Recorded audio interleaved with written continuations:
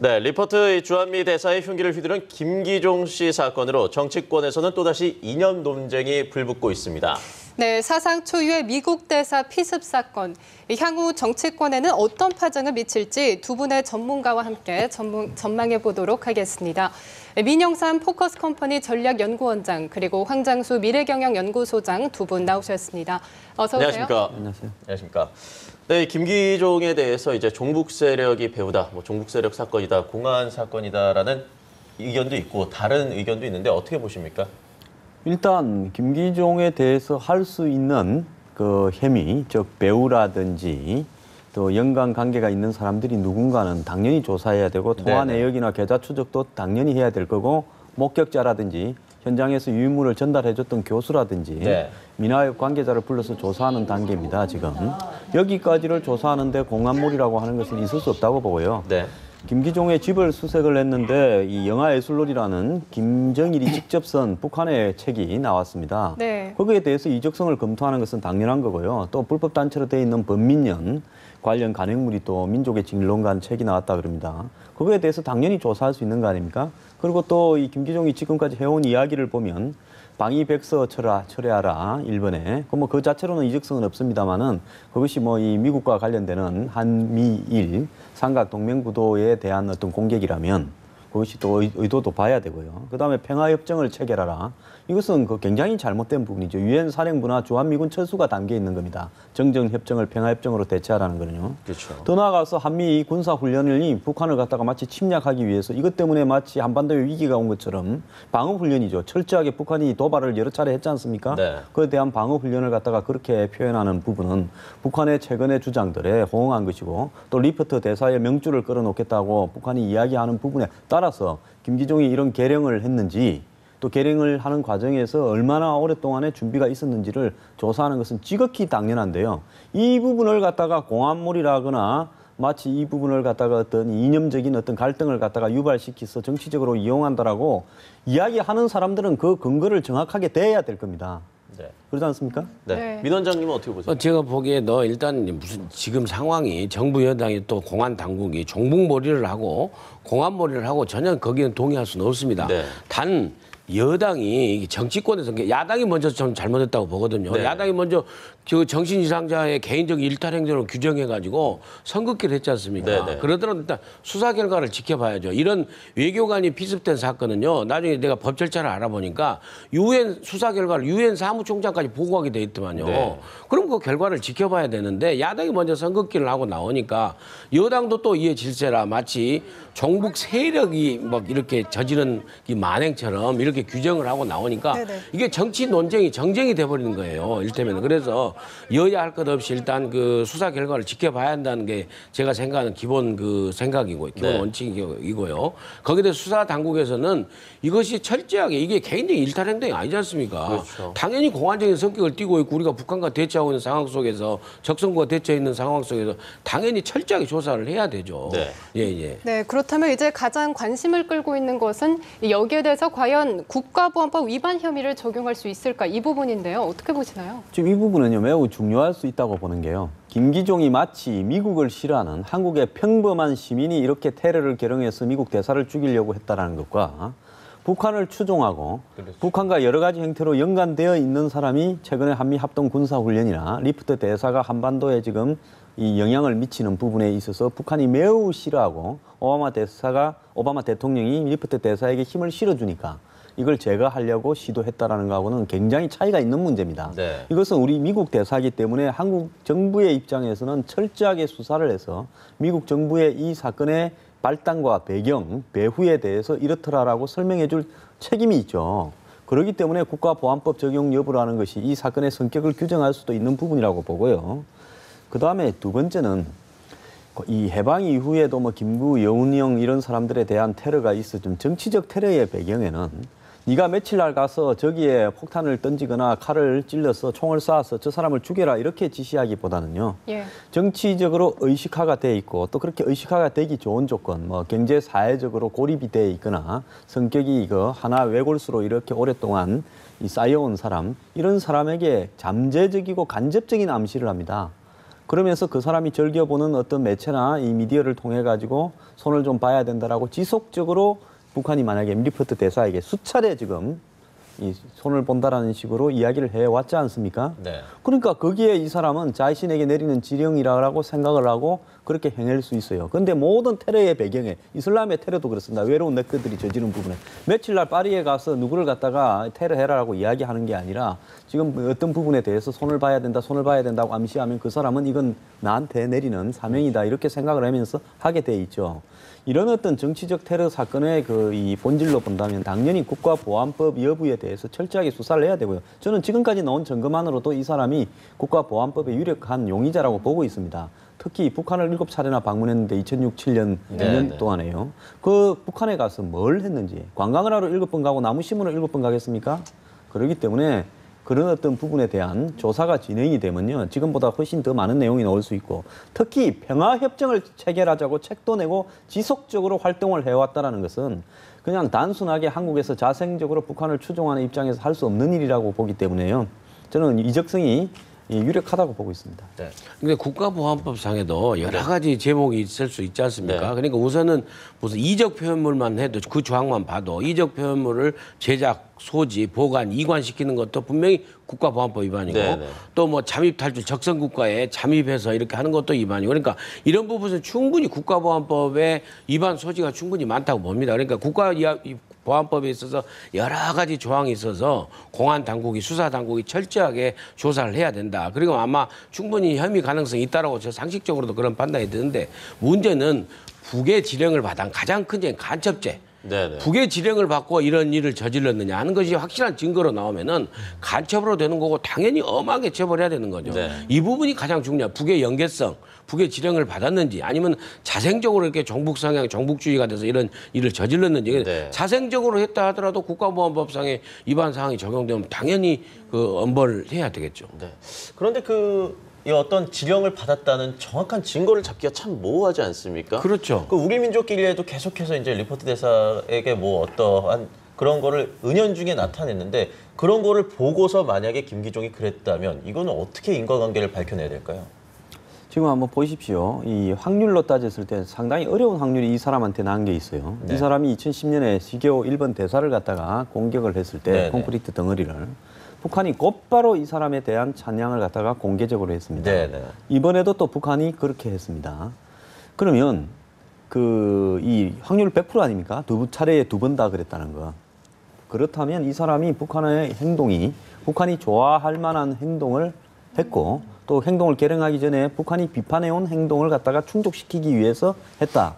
이렇게 해석이 될 수도 있죠. 네. 그런 어떤 부분으로 봤을 때 이 사람의 배경을 캐는 것은 매우 중요하고요. 미국이 얼마 전에 이제 대사가 사망한 사건이 리비아에서 영사관에 벵가지인가 영사관에 있던 미국 대사가 공격을 받아가지고 거기서 숨졌지 않습니까? 네. 그러면 미국은 수많은 그 테러 단체, 이슬람 단체 중에서 도대체 누가 우리 대사를 갖다가 죽게 만들었는가를 갖다가 다 조사해서 그 부분을 나중에 하나하나 정치적이고 물리적 보복으로 이렇게 하고 있었죠. 그 마찬가지로 우리도 예를 들어서 미국 대사가 하마터면 죽을 뻔했습니다. 재수가 좋아서 살한 거죠. 그렇다면 그런 어떤 상황에서 누가 이렇게 만들었는가? 그리고 저 사람이 어떤 예를 들어서 외로운 늑대라 치더라도 저 사람이 외로운 늑대가 저런 어떤 판단을 하게끔 어떻게 이루어졌는가 그 과정들이 네. 그런 부분들을 조사할 필요는 충분히 있죠. 네. 네, 국가보안법 위반 혐의에 따라 이 형이 달라질 수도 있고 또 앞으로 밝혀야 할 부분이 많은 것 같은데요. 또 이제 내일이면 국회 인사청문회가 줄줄이 열립니다. 또 한 번 여야의 치열한 공방이 예상되고 있는데요. 유기준 유일호 장관 후보자를 포함해서 모두 4명이 위장 전입이 있던 것으로 드러났는데 어떻게 봐야 될까요? 참 실망스럽습니다. 실망스럽고 그다음에 위장 전입이 그 자체가 또 실망스러운 일이 범법행위고 실망스러운 일이지만은 부동산 투기를 위해서 또 뭐 애들을 갖다가 파라군 좋은 학교를 보내기 위해서 그 목적 자체가 또 대단히 실망스럽고 정말 그 청문회 근데 그렇지만은 장관 수행하는 데 있어서의 정말 이게 그 저해 요인인가 하는 부분은 이제 따로 정치적으로 남는 거죠. 근데 아무튼 야당에서 충분히 국민의 눈높이에 맞춰서 충분히 그 검증을 더 심도 있게 좀 그 아주 매몰차게 해야 된다라고 생각합니다. 특히 저는 통일부 장관 같은 경우, 내정자 같은 경우에는 젊지 않습니까? 이 부분, 이 통일부 내정자, 장관 내정자는 어떻게 보면 관료 2세대에 준하는 사람입니다. 1세대야 개발 시대에서 충분히 다 그런 일이 그 관례로 있어갖고 했지만은 이 젊은 내정자 부분은 우리가 정말 그것을 갖다가 그 탓하고 이렇게 비판하면서 자란 세대인데 이 세대가 이렇게 이장 전입을 하고 그 노블리스 오블제를 지켜야 될 모범을 보여야 될 그런 그 지도층 인사로서 과연 이렇게 성장했는가에 대해서 저는 이 그분에 대해서 실망이 더 크다고 생각을 합니다. 네. 소장님은 어떻게 보십니까? 저는 이참에 인사청문회에서 뭐가 걸려서 몇 가지가 중복되면 낙마하는가에 대한 기준을 정했으면 좋겠어요. 여야 합의가요. 그러지 않습니까? 똑같은 혐의가 정해져도 어떤 사람은 통과되고 또 어떤 사람은 안 되기도 하고 이런 어떤 부분에서 아무런 기준이 없어요. 그냥 비난의 대상일 뿐입니다. 지금 사실 말하면 천재 같은 경우 위장 전입도 굉장히 잘못된 것이고 저는 투기도 굉장히 잘못된 것이라고 생각을 합니다만은 결국은 그것만 있다 하면 통과될 거예요. 그러지 않겠습니까? 그러면 평점을 위장 전입 하나에 1점, 뭐 예를 들어서 투기 하나에 1점, 병력에 1점 해서 합쳐서 뭐 3점, 4점 이상이면 낙마다라고 해서 여야가 합의를 정해가지고 그렇게 하든지 안 그러면 그런 부분을 그냥 까발려서 망신만 주는 거지 업무 수행에는 지장이 없는 부분이라고 하든지 이 정해야 될 거 아닙니까? 인사청문회 어떤 인사청문회가 지표. 뭐 때문에 합니까? 청문회를 해서 그 사람이 가진 정책적 자질도 보고 또 그 사람이 저는 어떻게 살아왔는가라는 부분에서 그 사람이 살아온 과정에 대한 뭐 재산 형성이나 국민으로서 의무 부분을 갖다가 보는 것은 지극히 당연하다고 보고요. 거기에서도 하자가 있다면 낙마해야 되는 것이 당연하다고 봅니다. 그렇다면 그 기준을 정확하게 합의를 봐서 그때 야당의 마음에 따라서 누구는 봐주고 누구는 안 봐주고 이럴 게 아니라 어느 정도가 되면 아예 표결을 또 없이 그냥 낙마시킨다라고 여야가 합의선을 정할 필요가 있지 않느냐. 근데 안 하잖아요. 야당도 맨날 공세로만 하고요. 야당이 이 부분에 대해서 그렇게 하자라고 제안 안 한 이유는 도대체 뭔가 저는 의문스럽습니다. 이 현역 의원 출신의 장관들의 다음 총선 출마 어떻게 해야 될까요? 시한부 장관이 됐지 않습니까? 참 그 이 부분도 딱한 부분인데 제가 생각할 때는 일단은 무엇보다 일단 장관 임명이 됐기 때문에 장관 직무를 더 진력해서 더 매진할 수 있는 것이 우선 더 중요한 문제입니다. 그래서 좀 이 그 비생산적인 정치 공세로서 시한부 장관이기 때문에 무슨 총선 불출마 선언을 해라. 그러지 않으면은 무슨 장관 수행하는데 자꾸 무슨 그 발목 잡기를 하겠다라는 그 어떤 그 정치 공세는 저는 좀 그 비생산적이고 국익에 도움도 안 되고 소모적이라고 판단이 됩니다. 근데 단지 우선 그 하나 첨가하고 싶은 것은 당사자들이 그런 결연한 의지를 보여주는 측면에서 총선 불출마를 하겠다든지 총선 불출마를 선언한다든지 그런 부분은 상당히 의미 있게 고민해볼 부분이다라고 저는 지적하고 싶네요. 저는 지금 겸직하고 있는 장관, 이번에 임명된 장관이요. 출마할 건지 안 할 건지를 밝히고 출마할 사람은 스스로 사퇴해야 된다고 봅니다. 왜냐하면 장관직을 수행하는 데 있어서 이 밑에 있는 공직자들이 봤을 때 저 사람 정치인인데 몇 월 달 되면 집으로 갈 거다라고 애정되어 있다면 그 공직자들을 다루고 또 정책의 일관성을 유지하는 데서 굉장히 문제가 되죠.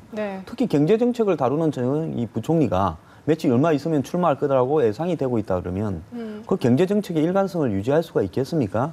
그런 어떤 부분이 있기 때문에 이 장관과 의원의 겸직은 얼마든지 지금 할 수 있게 법도에 돼 있으니까 할 수 있습니다만은 장관이 임명되었을 때 그 본인들 스스로가 정치를 할 것인지 말 것인지를 밝히는 것이 그 직을 잘 수행하기 위한 도리라고 봅니다. 이 장관이 됐어도 현직 의원으로서 다음 총선에 불출마하겠다는 어떤 결심을 내리기 쉽지만은 않겠죠. 아, 그렇습니다. 특히나 그 비례대표도 아니고 지역구 의원인 경우에는 굉장히 지역 주민에 뽑아준 지역 주민들과의 약속이라고 할까요? 그런 의미도 있죠. 그렇지만 그렇다 하더라도 본인이 소신 있게 직무를, 장관 직무를 완벽하게 수행하려고 하면은 박근혜 정부에서 그 국무위원으로서 충분히 현역 그 정치인은 과감하게 버릴 수 있는 그런 결단도 필요하죠.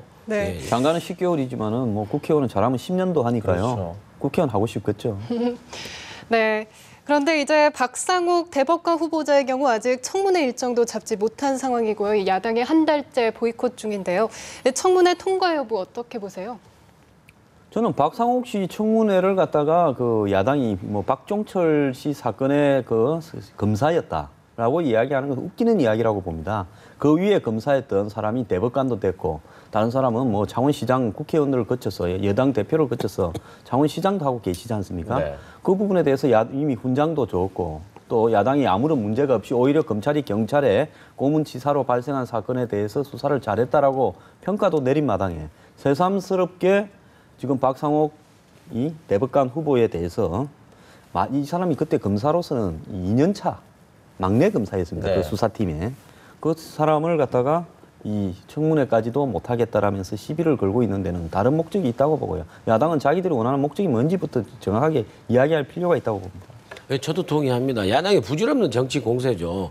그리고 더 황 소장님 지적하신 거 외에 그 위에 그 안상수 창원시장 같은 경우는요. 당시에 김대중 총재 그 야당 총재께서 영입하려고 했던 인물이에요. 그렇기 때문에 박종철 사건의 수사 검사였다고 그래서 그 지금 그 이유가 안 된다고 하면서 청문회 자체를 또 거부하는 거. 그것은 국회 청문회 그 본연의 그 본질하고도 맞지 않죠. 청문회를 열어서 맞는지 안 맞는지 따져봐야 될 것이고. 그렇죠. 그다음에 청문회를 아예 안 하겠다는 그 박종철 수사 사건의 검사였던 그 이유도 지금은 다 아무 의미 없는 건데 이 야당이 왜 이런 정치 공세를 하고 있는지 결국 그래서 이 한명숙 지금 의원의 그 전 대표의 그 대법원 그 재판을 계속 지연시키기 위해서 네. 이렇게 그 대법원 구성에 있어서 대법관 구성에 하는 그 전술이 아닌가라는 그런 그 또 의구심도 나오고 있지 않습니까? 네네. 그런 부분을 야당에서 쿨하게 빨리 청문회를 저는 개최해야 된다고 생각합니다. 네. 이 새정치민주연합 문재인 대표가 이제 취임한 지 한 달이 됐는데요. 그간 한 달 어떻게 평가하십니까?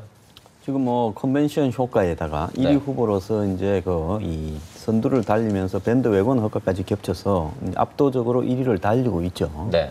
아슬아슬했습니다만은 뭐 큰 사고는 없었고요. 그렇게 이제 이렇게 가고 있는데 당분간 이런 현상이 지속될 수 있다고 봐요. 그 부분은 이 차기 대권에서 문재인 대표가 대통령이 될 가능성이 높다라고 생각하는 이 야권 지지자나 중도층 지지자들이 그동안에 야권에 대한 지지를 갖다가 유보하거나 이탈했다가 네. 다시 모여드는 결집 효과가 있는 겁니다. 집토끼에. 그런 부분들이 문재인 후보한테 선두주자한테 더더욱 결집 속도가 빠르게 모이고 있기 때문에 이것이 조금 오래 갈 수도 있다고 저는 보고 있습니다. 문재인 대표 개인으로는 굉장히 유리한 상황이 전개되고 있는데요. 중요한 것은 그동안에 이제 한 달 동안에 중도 또 예국 이런 부분을 강조하는 행보들을 많이 했죠. 유관순 행사라든지 네. 전직 대통령 묘지 참배라든지 그리고 이제 경제적으로는 소득 주도 성장론이라는 부분을 이야기하고 경제 공부를 하자라면서 아젠다를 제시하고 있는 부분은 잘 하는 거라고 봅니다. 문제는 이제 이런 어떤 내부의 어떤 문제들을 갖다가 수습하지 않은 상황에서 대외적으로 이제만 집중을 하고 있거든요. 근데 내부로 보면 이번에 이제 이 4월 재보선에 대한 공천 문제, 더 나아가서 이제 천정배, 정동영 의원에 이어서 천정배 그 전 의원이 또 탈당을 했지 않습니까? 그래서 네. 광주에 출마를 한다 그러지 않습니까? 네네. 그런 문제.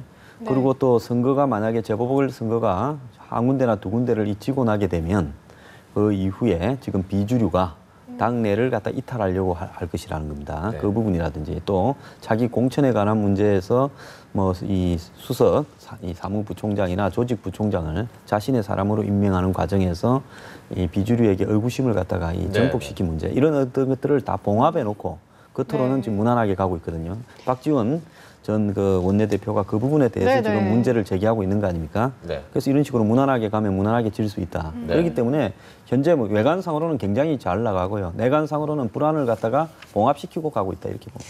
네, 소장님 말씀처럼 한 달 동안 큰 사고가 없었다고 하셨는데 박지원 의원도 여기에 대해서 일격을 가했는데 어떤 의미라고 볼 수 있을까요? 제가 생각할 때는 이제 사실은 아깝게 이 국민 여론조사 15%를 제한 85%에서는 사실은 박지원 대표가 0.34%를 이겼어요. 네. 당심에서 이긴 거죠.